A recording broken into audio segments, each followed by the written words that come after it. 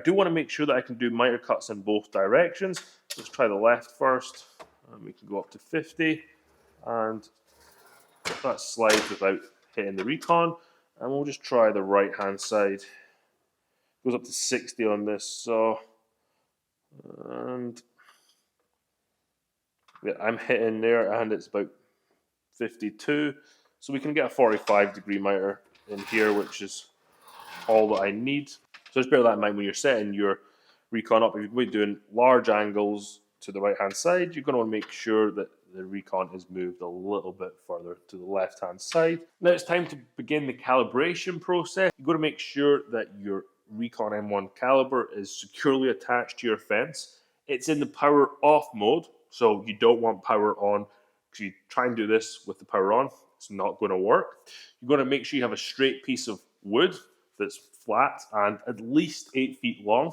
You're also going to make sure that you have clearance to a wall of 6 feet, where this miter saw is not permanently set up here, so I don't have it set up as in a way that I can actually cut longer boards. That's coming. So if you want to see a workbench build, there'll be one of them on the channel soon.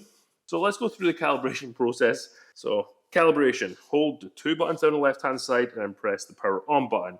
Now we're going to want to do a zeroing cut, so just pull the piece through, just cut off a little bit.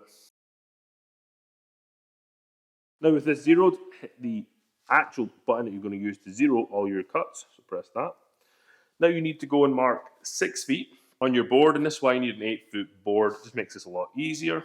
Then we're going to measure 6 feet from here all the way along.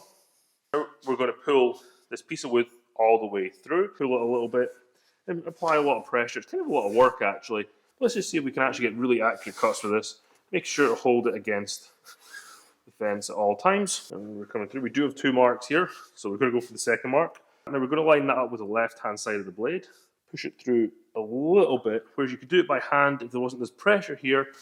I think you could actually make it work quite well. And so that's the left side of the blade. So we're going to zero that. It says done.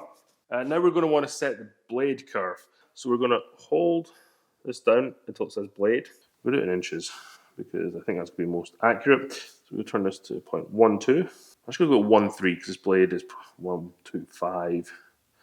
So we'll go like this, 1, 2, 3. And then we're going to hit the 0 button. So now it has a negative 1/8 inch kerf for the blade. So let's see if we can get some 3-inch cuts this time. You also notice it's got the negative sign there.